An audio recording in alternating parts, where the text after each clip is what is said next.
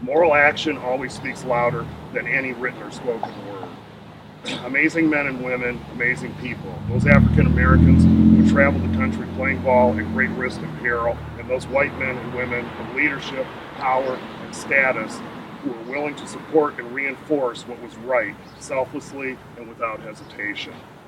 Gandhi once said, in essence, you must be the change you wish to see happen. And I've always remembered that statement. I worked with children, and a young man actually quoted that to me a long time ago, and I've carried that with me throughout the rest of my career because of that. This panel represents not only local African Americans' legacy of participation and contribution to a great and changing society, but also to white Americans standing against injustice with faith and action. Right here, Lenawee County, Adrian, Michigan, being a petri dish for positive social change together, one step at a time. And so, without further ado,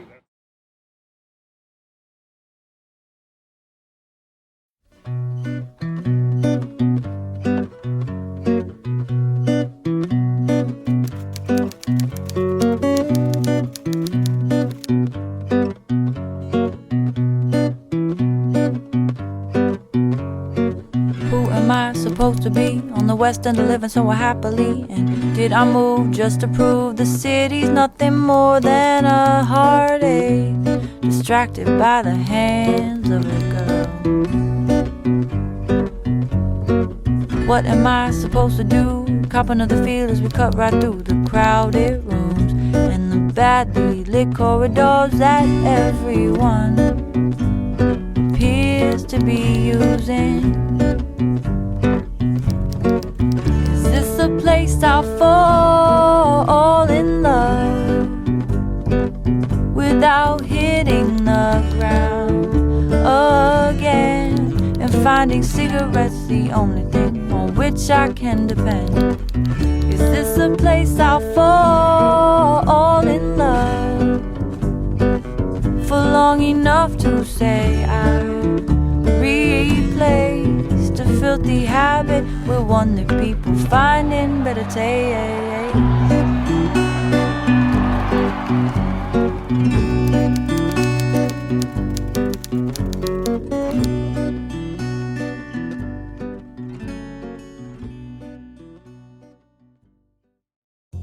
That's me, Michael Neal, and my dog, Holly. One afternoon while spending time at our home in Adrian, Michigan, I was fortunate enough to be bored out of my mind. I decided to fuel this boredom with chasing random facts all over the internet, or whatever my mind gravitated towards. It was while reading about Adrian's history, I realized how significant and historic of a town it really was. Then it dawned on me, a movie about some part of Adrian's history. But what part? I went to Wikipedia to see what the information gods thought about my small town. It was there I read that Adrian was once known as the fence capital of the world and home to the highly successful Page Fence Giants black baseball team. I love baseball, so I dug deeper there. It turns out the team was stacked with legendary talent, not to mention the unbelievable circumstances in which they played. Their leader was a guy named Bud Fowler. There was even a baseball card of him produced in the early 90s for sale on eBay. I dropped the $1.79 on the card and decided to learn as much as I could about him. Bud was the man. He played around the continent while fending off bigotry, making a mark in every community he landed in. His story seems to have been forgotten, other than by niche baseball historians, until I came across some more recent notoriety. After his professional baseball debut with the Lynn Live Oaks, Fowler played in Ontario, in New Orleans, in Virginia. In all, Fowler played for or managed more than 24 teams in 17 states, from Maine to Texas. To make a living in between gigs, he barbered like his dad. He endured jeers and threats from the crowd. He wore wooden slats under his pant legs because white players would try to spike him as they slid into second base. Ryan Leichenauer helped design a new exhibit about Fowler's life that's on display in the village of Cooperstown. There's a photo in it of Fowler with the Keokuk, Iowa team in 1885. Leichenauer says it shows Fowler's determination and isolation. So here's my plan. I'll hop in my car and travel through the areas Fowler had the greatest impact, learning as much as I can from the experts and spreading his story to other baseball fans. I'll have to drive a lot of miles to cover his path, and I plan to stick near Major League Baseball stadiums to find the fans. But first, I need to travel to my parents' house because my sidekick will not be making the trip. How you doing? Well, how are you? Good. Where do you live? I live in Ann Arbor. How long are you going to be back in Canada? Just a few hours. I'm dropping her off. She is a Canadian dog? She's a Canadian dog. What have you got here? I'm making a film. This is okay. actually day one of production, and I'm doing a 4-week road trip and documenting the whole thing. Okay, so this is part of your... This is day one, so just kind of me talking to myself through the process. Are you filming me right now? I am. Is that a problem? Okay, stop that.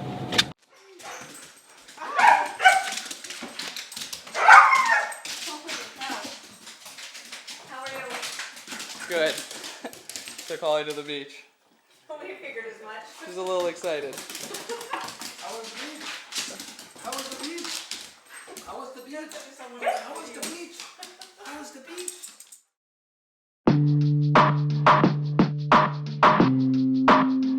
I grew up in Canada, London, Ontario specifically. I was passionate about baseball throughout my youth and ended up moving to the small town of Adrian, Michigan to play during college. I graduated from Adrian College and I've continued to work as the school's videographer ever since. I even started teaching production classes recently. I've come to really appreciate the people of Adrian and those across the state of Michigan. My time down here has been blessed with positive opportunities, which has driven me to the point of feeling comfortably established as a young professional within the community. But as I continue to grow into adulthood, I feel as if it's not time to be comfortable, but time to embrace more challenges and obstacles. I've always wanted to make a documentary, but I've either been scared or felt unprepared for the unknown obstacles. I've made hundreds of videos as a student and professional, but the feature-length expectations and process would be completely new to me. A great Canadian once said, "You miss 100% of the shots you don't take." So I'm taking this shot and telling what I believe is an incredible story. After doing my initial research and listening to the Summerstein piece, I knew the story of Bud Fowler and the Page Fence Giants was the documentary I had been looking for. However, their story is spread out across the United States with varying perceptions as to how significant their contributions to the game of baseball really were. So to begin, I need to bring together the story of Bud Fowler, separate folklore from history. Alright, so now my car is beautifully clean. I'm on my way to Lynn, Massachusetts to see the Bud Fowler plaque outside of Frazier Field. I'm pretty excited to see what they've got going on there. At the West Lynn Ball Grounds on May 17, 1878, 20-year-old Bud Fowler, born John W. Jackson, took the mound and became the first African-American professional baseball player in the United States history. The West Lynn Ball Grounds, today Ferry Park, was home to the Lynn Live Oaks of the International Association. Bud was brought in as a pitcher in front of a crowd of 300. He was pitching a shutout game against the Tecumseh of Ontario, Canada, when the team walked off the field before the game officially ended, preferring to forfeit rather than to lose to a black pitcher. Bud Fowler continued to play with the Lynn Live Oaks and other clubs, often moving on when other teams refused to play against a team with a black player. Throughout his 30 years as a player, manager, and organizer, Bud persevered against discrimination during a time when people of color were excluded from the sport. Dedicated by the City of Lynn, summer of 2016. It's really cool. I figured Bud Fowler must be at least fairly well known in the United States. Maybe his story was just lesser known in Canada. Some baseball fans have to know who he is. First, can you tell me your first name? Melanie? Billy and Millie? And you share a birthday? Yeah. You're kidding. Rick, how long have you been working for the Rockies? 4 months. 4 months? And why did you take this job? Another thing to do in retirement. So why are you at the ballpark today? Celebrate summer in Detroit. I'm gonna stop it well. Howling out the loud. And finally, do you know who Bud Fowler is? Or did you know anything about him? Don't know Bud. No. Do not know who Bud Fowler is. No. No trick question. No. Negative. Bud Fowler. Isn't he the person that started the Hall of Fame? And have you ever heard of Bud Fowler? Nope.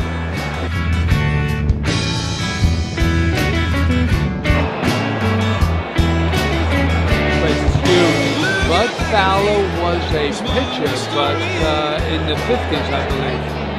No. George Farrell? No. I don't know who he is. No. No, I do not.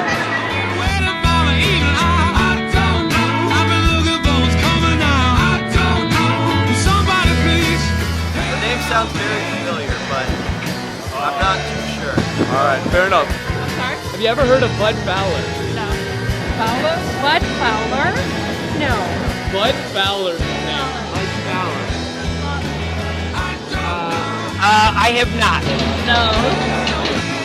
No. Bud Fowler, I have not heard of. Bud Fowler? Not off the top of my head, but it sounds really familiar. Heard of Bud Fowler, Alan? Not really. No, not familiar. Sorry, no idea. Oh, yeah, man. He was the monster, man. No doubt, no doubt. I'm going to say 6 years ago. I do not know who Bud Fowler is, and I'm going to go home and look him up after this stuff.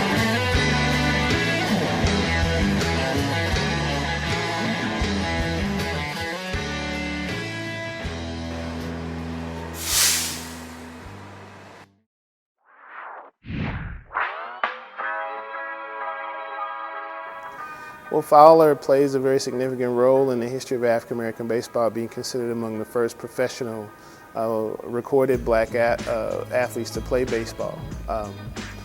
And to be able to play in segregated times, in particular, and playing for teams that were all white was quite a challenge for any athlete. To put up with some of the potential taunts and jeers that one might have, even threats in some cases, in order to play the game professionally, is something that deserves a great deal of admiration. And someone, he had to be a unique person with a unique kind of strength and character to be able to endure that. And just to play baseball, because you could have done anything. You could have worked someplace else or done something else, but you empowered yourself by choosing to play baseball. And you made decent money, obviously, but you may not have become a rich millionaire playing baseball, certainly not the way athletes do today. So he is someone that should be admired and someone who we need to know a lot more about.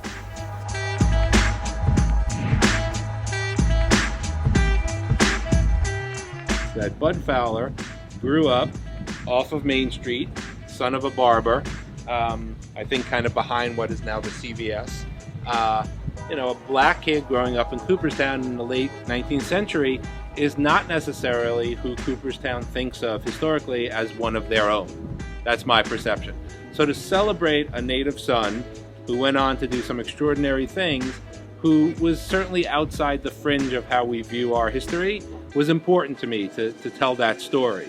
And I think at the heart, that's part of what makes it a great story, is particularly now that Cooperstown is the home of baseball and home of the Baseball Hall of Fame since 1939, to have really an important pioneer of baseball having grown up right in the backyard of the Hall of Fame is an important thing to let everyone know about. So he was going to school with essentially white school kids. He learned how to play baseball with white kids. I think he always wanted to felt that he ought to be able to live in the white community.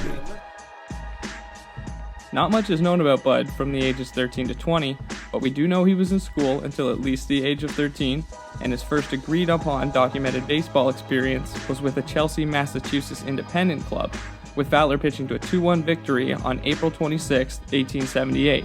Shortly after, the Lynn Live Oaks of the International Association League came calling. The Live Oaks needed a pitcher for an upcoming game against Tecumseh of London, Ontario. After getting off the road, it was both amazing and a little bit horrifying to confirm I actually played youth baseball for the same organization.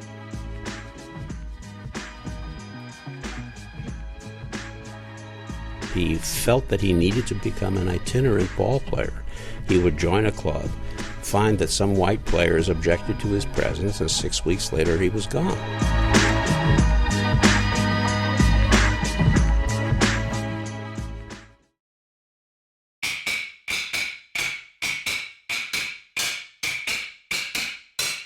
1878, Chelsea and Lynn, Massachusetts. 1879, Maiden, Massachusetts, Eastern Mass League, a semi-pro team. 1881, Guelph Maple Leafs in Ontario. He was dropped before the season began. The Guelph Mercury reported, "We regret that some members of the Maple Leafs are ill-natured enough to object to the colored pitcher Fowler. He is one of the best pitchers on the continent of America and would be greatly in the interest of the Maple Leafs to reinitiate him. He has forgotten more about the game of baseball than the present team will ever know." 1881 to 1883, Fowler is sent from Guelph to play for the Petrolia Imperials. 1884, Fowler wins 4 straight games in 5 days for Stillwater in the Northwestern League. In June, less than a month later, he is fined $60 over 3 days for various reasons and decides to leave the team. 1885, Keokuk, Iowa. You see Bud Fowler in the middle, looking strong, prominent, and surrounded by him is a team of white faces sort of to the side. And knowing his story, you can just look at that picture and sort of infer that experience of he's a lone pioneer in this game. 1886, with Topeka, he leads the Western League with 12 triples. Fall of 1886, Pueblo in the Colorado League. Bud plays 5 positions in 5 games. The Rocky Mountain News reports, Fowler has 2 strong points. He's an excellent runner, and he don't tan worth a cent. 1887, Fowler signs to his most significant team yet, the Binghamton Bingos of New York, from the prominent International League. To begin the 87 season, there were as many as 7 colored players in the league, including George Stovey, Moses Walker, and Frank Grant. Around the same time, a colored all-star team was forming in New York, known as the Cuban Giants. Fowler would eventually ask to leave Binghamton, some say to join the Cuban Giants, others claim due to unrelenting racism around the league. Although the reasons cannot be proven, it is known that the entire Binghamton team was fined just days before Fowler's requested release for refusing to take the field while he was in the lineup. When he left the league, he was 3rd in batting average. Just a couple of months later, the professional St. Louis Browns, later Cardinals, refused to play an exhibition game against the Cuban Giants after endless protests by fellow professional baseball player Cap Anson, among others. Shortly after, both the American Association and National League unofficially banned all colored players, a decision that would strike through all levels of the game and persisted for over 50 years. 1888, Fowler was noted in Vermont, the Midwest Interstate League, and with Santa Fe of the New Mexico League, now appearing at second base only. 1889, Fowler plays for Greenville in Michigan. 1890, Fowler is back to the Interstate League before his club quickly disbands. He later joins the Illinois-Iowa League, playing for Sterling, Galesburg, and Burlington. While with Burlington, eventual Penn State University president George Atherton says, "If only he were painted white, he would be playing with the best of them." 1891, with no other options for high-level affiliated baseball, Fowler joins the independent Findlay Sluggers. Shortly after, the Nebraska State League decides to take a chance on colored players, and Fowler is quickly signed to the Lincoln Giants, which moved to Kearney. The league was a financial mess and could not stay away from issues on the field. 1893, Fowler rejoins Findlay and remains with the team through 1894, now working as a barber in the off-season.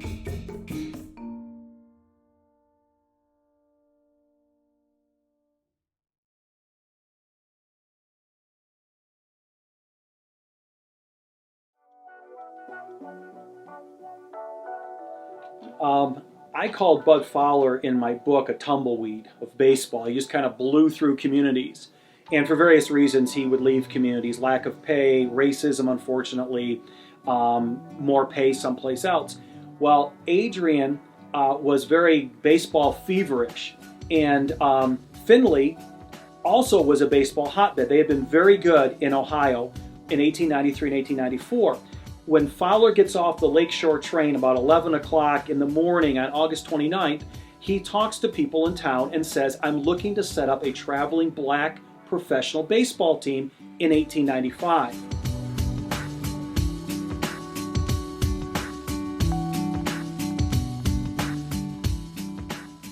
The unique nature of the Page Fence Giants is one that we like to point out to our visitors. The town of Adrian considered themselves a baseball town compared to other communities in Michigan in 1894. Adrian, Michigan was founded in 1826 by Addison Comstock. Originally named Logan, the name was later changed to Adrian in honor of the Roman Emperor Hadrian. Located in southeastern Michigan, the town has played a significant role in state and national history. Adrian featured the first integrated school in the state, hosted portions of the Underground Railroad, invented the wire fence, and was once considered one of the major motor manufacturers and early producers of automobiles. Unfortunately, the Lion automobile plant burnt down in 1912, which devastated the local automotive industry. The downtown Croswell Opera House has been in operation since 1866, making it the oldest in the state and one of the longest serving in the entire country. These days, Adrian considers itself a college town, relying on Adrian College, founded in 1859, and Siena Heights University, founded in 1919, for much of the local economy.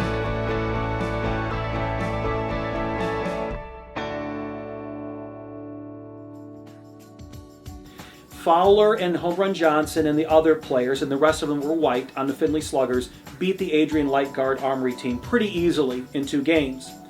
And Fowler then talks to people in town, and it gets leaked out that he would consider Adrian as a place for the team, not Findlay, if he could come up with $500 guaranteed profit and a suitable ball field.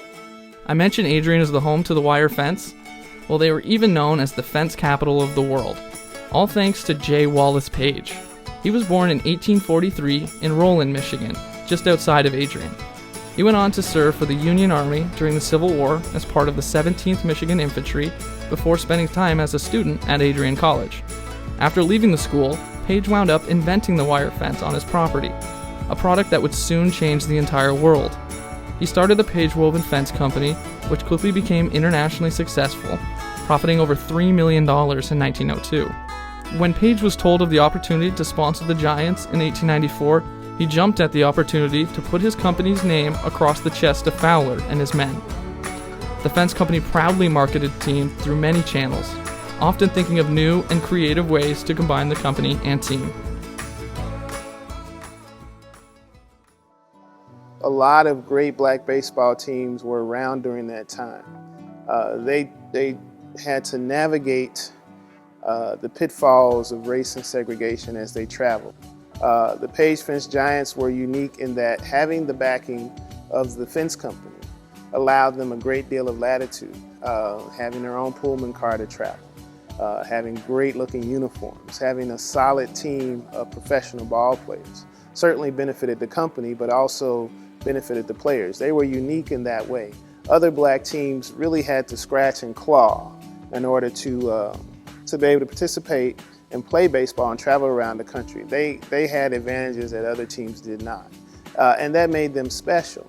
So the train car would be hooked to the back of the Wabash or the Lake Shore or whichever train, and they would go to the town, be pulled off on a side track, and they would then start figuring out, was this a friendly town to the black ball players or not? If it was, then they could go into town. If it wasn't, everything was self-contained there, and the guys slept on the train. So who were the Page Fence Giants, and where did they come from? Well, first of all, they had to be colored or Negro or black. And so Adrian did have a vibrant middle-class black population, and they did not have anybody play the first year from Adrian. The closest was down the road at Palmyra, George Wilson, who was about 20 years old, a lefty, one of the greatest pitchers during the time. Grant Home Run Johnson, Fowler's Findlay teammate, shortstop and captain, known for hitting 60 home runs the year prior.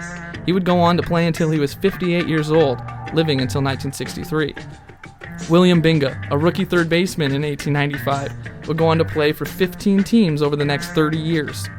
Saul White, a future Hall of Famer and baseball historian, as well as keen second baseman. Charlie Grant almost crossed the baseball color line decades before Jackie Robinson, when John McGraw of the Baltimore Orioles attempted to pass him off as a Native American. George Wilson, the best player from the area and Adrian Light Guard's finest pitcher. He was a star left-hander that would find himself playing as far away as Cuba in later years. Wilson also has a baseball card featured in the same series as Fowler's. There were several other notable players to make an impact with the Giants, such as Billy Holland, George Taylor, John Patterson, and Chappie Johnson. The Giants were never short of talent.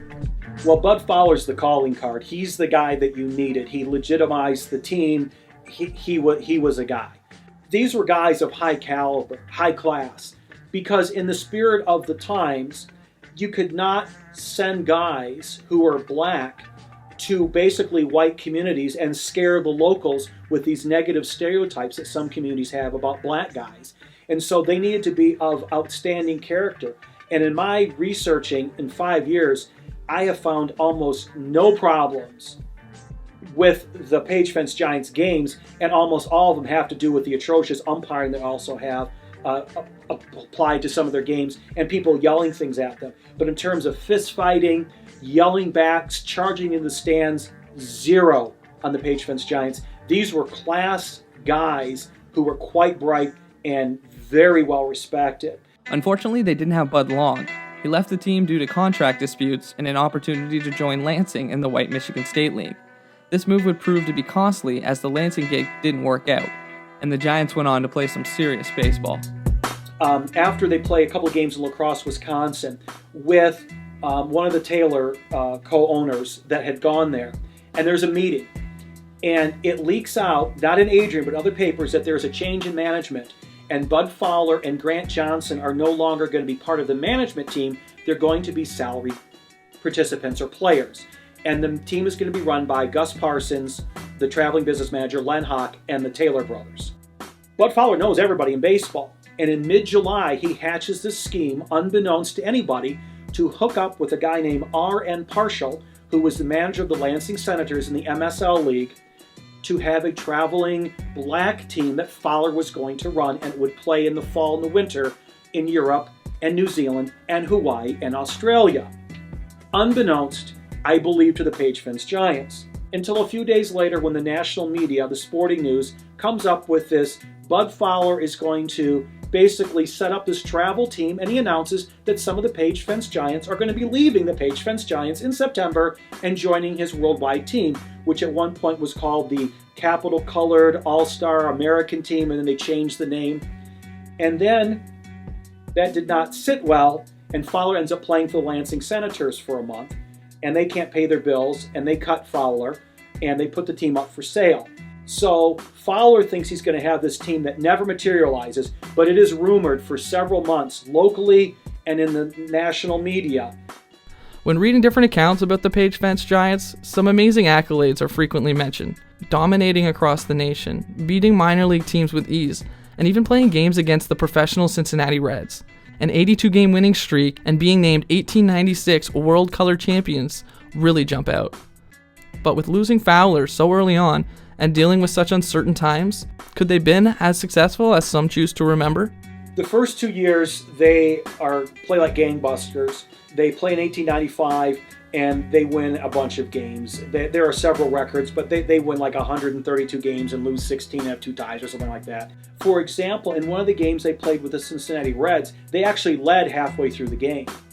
Okay, so when you're playing Major League ball players in a setting with an umpire and they're playing their starters, and you start leading and striking out players and making plays in the field, you immediately get respect. And I think the playing in Cincinnati, though they lost both games, one game was fairly close, when you put that stamp on Major League Baseball that these guys are not some hayseeds that they pulled from the fields or from the factories or the towns, these guys were serious. And you already knew about Bud Fowler. I think that was key to opening eyes to people that these guys were going to be a force to be reckoned with if you booked them in your community. And then the next year they're equally as successful, and they end up playing in a World Series between the Cuban Giants, who weren't based in Cuba. They were based on the East Coast of the United States, but they were also an all-black professional team. And they beat them, and it got national press coverage, not only before they announced the games, but as this was being negotiated. So at the end of 1896, the Page Fence Giants are seen as the world champions in black professional baseball.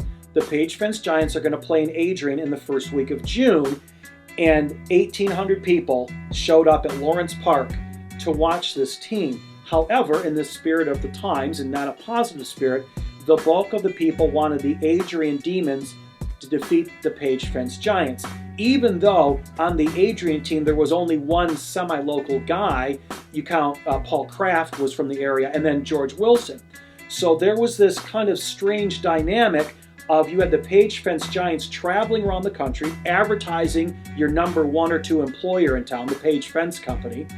And they were very popular, getting national press in the Sporting Life, Detroit Free Press, the Sporting News. Then they come to play in a 16 minor league, and you're kind of seeing this racial thing play out with people saying, well, we'd like the Adrian team to win. By the way, they did not. The Page Fence Giants destroyed them. It seems the exact details surrounding some of the movements and statistics surrounding the Giants will always be a mystery. It's what the team represented and the fact of their existence, not the precise individual accomplishments lost to prejudice and time, which should be admired. They were the exception to what black baseball was before the Negro Leagues, and that was one of the impetus for wanting to build a league so that there could be a regular schedule and to bring some stability to a lot of these teams. But fortunately, the Giants had that great funding, they had that great support from the Fence Company, which benefited both the players and the company.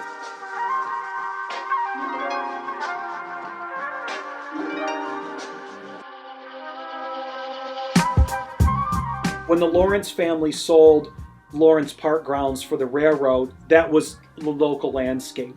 In addition, the Steel Trust that was operating steel production out east was not selling enough steel to the Page Fence Company. And they were forced in 1898 to start building a plant out in Pennsylvania so they could have their own steel plant to ship the raw material or the raw steel to the Page Fence Company in Adrian. So I think J. Wallace Page has got his focus off. Seymour Howell, who had been an early investor, well, in 1898 it's the Spanish-American War, and Seymour Howell is Major Seymour Howell. And the local armory guys, some were ball players, have now been called up to fight in the Spanish-American War. You have Cap Anson, who was one of the key baseball players, at the time a superstar, saying we don't want to play with them or against them. And so in 1897, Lawrence Park actually had been sold by the Lawrence family to the Lima Northern Railroad, and they ran railroad tracks through a lot of the grounds and had to move the grandstand and tear down some diamond, what was on the diamond. And so you don't have a home base. And the media was really skewed in town, though it was supportive for the time. It really did not cover the Page Fence Giants. They would get a sentence here or there. And in 1898, there was some thought that they would not organize again. They did. They played out in 1898. They played almost no games in the area, and they disbanded, even though in 1899 there was rumor they was coming back. By about March, James Patterson, who had played for the team for 4 years and had worked at the Page Fence Company, moved to Adrian, moves the team, and they become the Columbia Giants in 1899, based in Chicago, Illinois.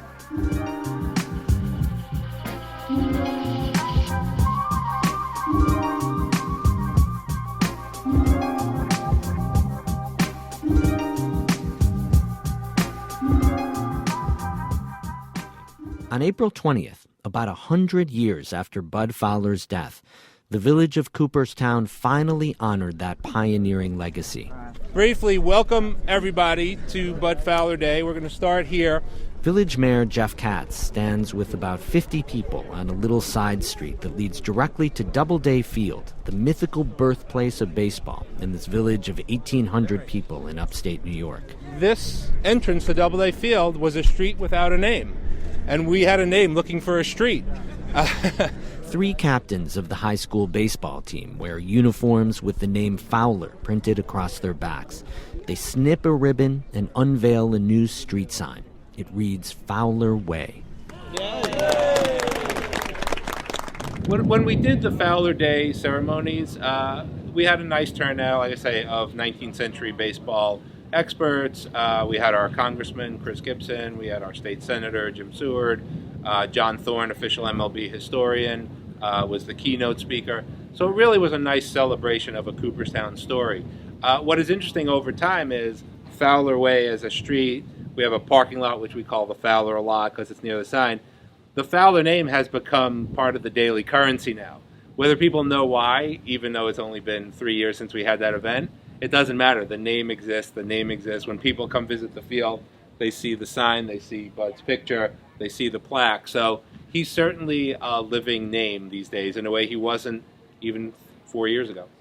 Interpretive signage here for Fowler and his career and his importance came from the Cooperstown Graduate Program for Museum Studies. It's a graduate school slightly outside the village affiliated with SUNY Oneonta. So there were 3 students who were studying to be museum professionals getting together, kind of sharpening their skills to create a museum quality level information board. A pioneer ballot exists for the Hall of Fame in order to induct those that had a significant impact on the game of baseball. Solomon White played second base after his Fort Wayne team disbanded in about May of 1895, and he played the rest of the season. So one of the people in the National Baseball Hall of Fame played in the first year for the Page Fence Giants. The next ballot will be discussed in 2018. But by all accounts from historians, he was an outstanding player and an outstanding leader as well, helping lead teams as well. So he could do no worse than the Hall of Fame in the eyes of many, and is certainly someone who is worthy of Hall of Fame consideration. Bud Fowler is of extraordinary importance on a national scale. Many would argue that he should be in the Hall of Fame or should have been in long ago. John Thorne is the official historian for Major League Baseball. He says while 3 black men played Major League games before the so-called Gentleman's Agreement erected the color barrier in 1887, none had a longer-lasting career than Fowler. He's a .300 batter. He's a fine fielder at second base. The press accolades for his play for Binghamton in the International League in 1887 match those of any player in the league. He and Frank Grant and pitcher George Stovey in 1886 with Newark, these were first-rate stars. And the only thing stopping them from ascent to the major leagues was prejudice. So I would say the Bud Fowler story is an important story. It's an important story of a pioneer who is relatively unknown to everyone. I think as John Thorne said, Jackie Robinson walked over a bridge that people like Bud Fowler built. So I think it's important that the Fowler story is known not just nationally to baseball experts, baseball historians, and baseball fans. It's also important locally to Cooperstown that everyone know that story. That's what's important about it. Whether he gets into the Hall of Fame, he certainly is a pioneer, and there is that slot available in the Hall of Fame. Whether or not he gets a plaque in the Hall of Fame doesn't reflect on whether the story is important. But honestly, if he ever got a plaque in the Hall of Fame, I'd like to think that what we did in Cooperstown to honor him really elevated the story and put it in people's field of vision in a way it wasn't before.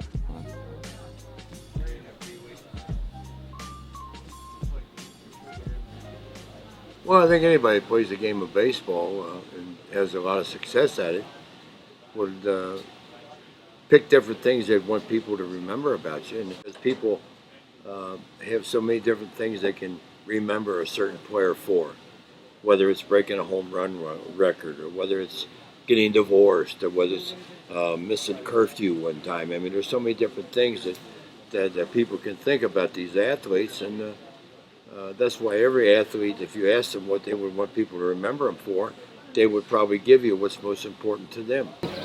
Josh Gibson gave me my first baseballs. Fantastic. You know Josh Gibson? Played with the Homestead Grays in Pittsburgh. Hit 2 home runs in Forbes Field, 457 feet away. So Josh Gibson inspired you to play ball? No, he didn't inspire me to play ball. But I just enjoy the game of baseball. And whoever plays baseball and plays the game the way it should be played, I love.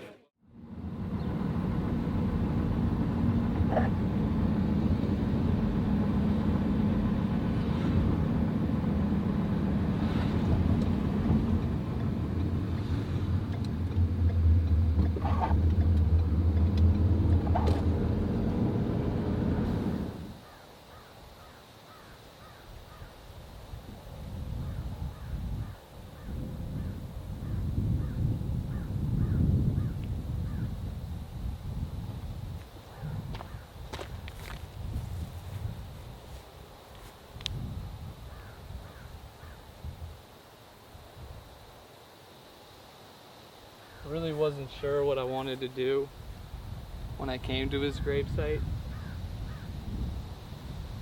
I think letting him know that people are out there buying his jersey and baseball card and talking about his story. Probably mean a lot to him. So this seems as appropriate as anything.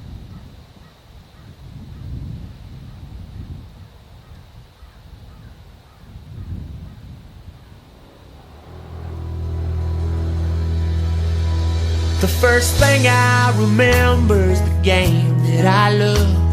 A man on a diamond with a golden glove. Daddy with me in the cheap seats above, saying, boy, keep your eye on the ball. The crack of the bat, the stadium's roar. We were up on our feet for the tie-breaking score. I said, Daddy, I know what you brought me here for. He said, good, I hoped you'd hear the call.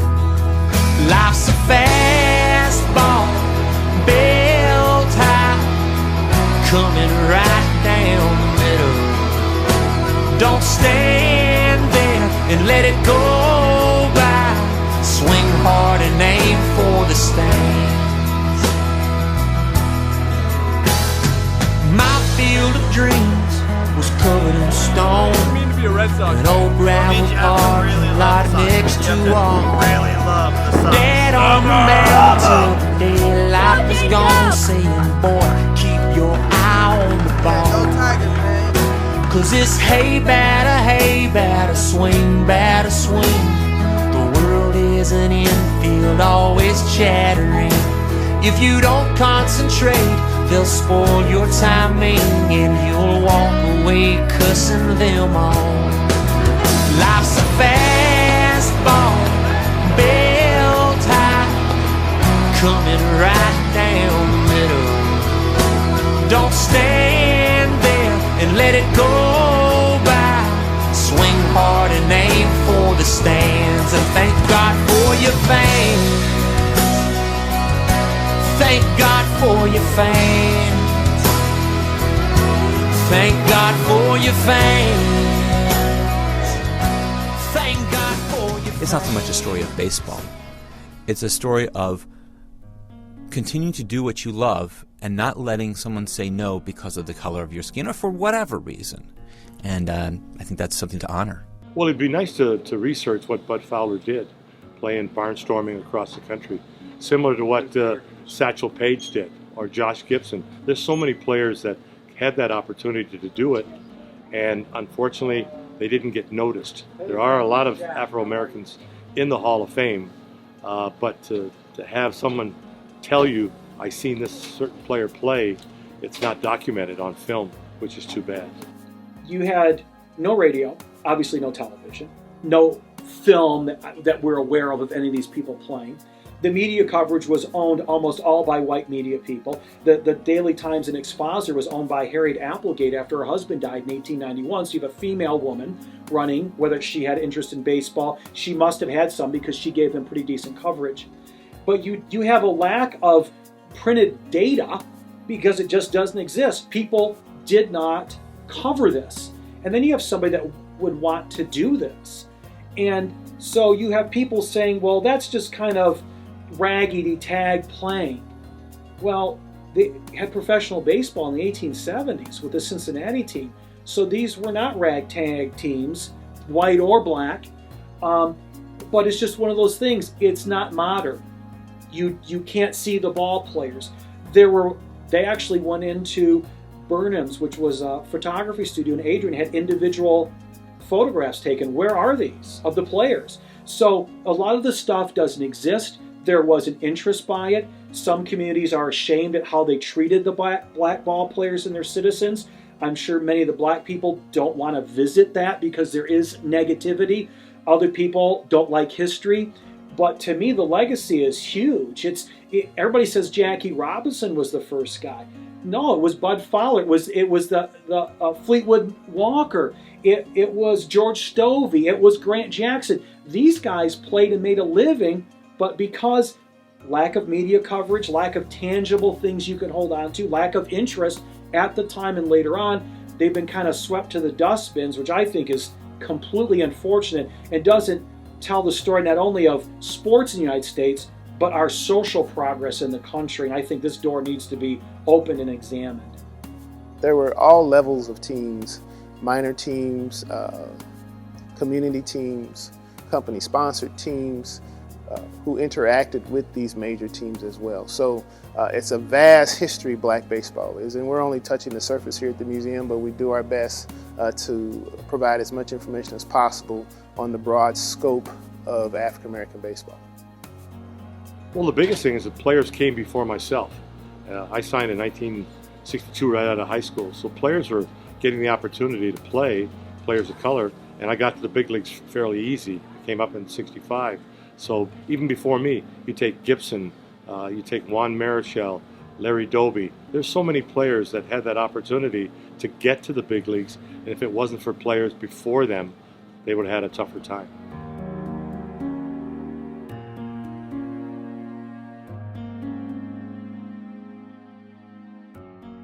Happy to be back here.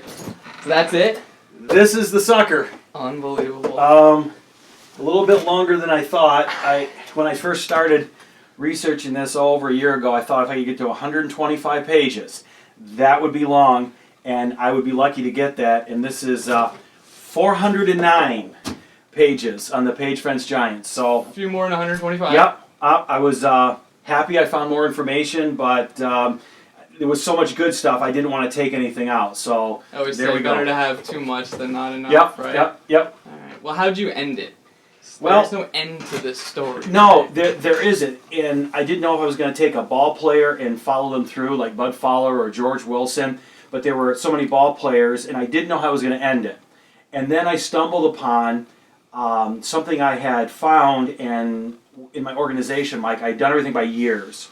So in 1899, when the team is now called the Columbia Giants, based in Chicago, right, almost all of the guys from Adrian went to the Chicago team. Mm-hmm. Well, lo and behold, they played Bud Fowler, a new team that he has organized back in Findlay, Ohio, where he came from. So it's going full circle. So he's back playing in Findlay now, and the Giants have moved to Chicago. And he's playing against Grant Home Run Johnson, who came from Findlay and the Sluggers with Bud, as you know, to start the Page Fence Giants. Teammates turn rivals almost. Absolutely, Like absolutely. Okay, wow. And I can tell you it was in late April in Findlay, Ohio, and Bud Fowler's team, and this was a professional team of all white guys except for Fowler, they won.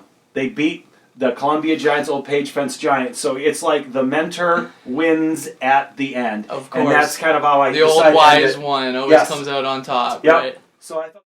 Although the Giants only lasted a few years, their unique impact is one that deserves to be understood and studied alongside other iconic moments in baseball's history. Their story does not need to be folklore, understood by the few, but can represent a unifying spirit through an appreciation of perseverance and progress. It's good for us to teach our youth, and especially our young black youth, about that's into baseball, about how black players, how African American players can play baseball, and if they stick with it, they'll have the opportunity to play when they become older.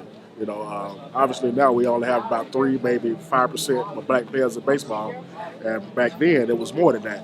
So I think history is going to turn around. I think sometime in the next 10, 12 years, you'll see more African American baseball players playing professional baseball in the major leagues, right? Well, I played college baseball, Division I baseball, and I saw there was a need that African Americans weren't on a lot of baseball rosters. So I went back home, and I'm from the town where Jackie Robinson entered baseball in Vero Beach, Florida, historic Dodgertown. And I talked with a lot of buddies and guys and felt like it was a need in my area.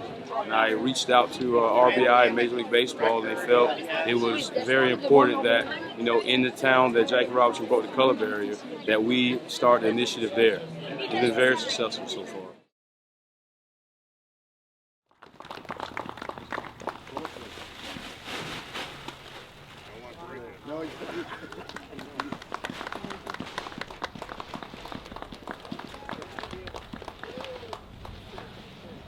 So again, thank you all very, very much for coming. I know it's cold, and Won't you please rise and join us one as we all sing, Take Me Out to the Ball Game.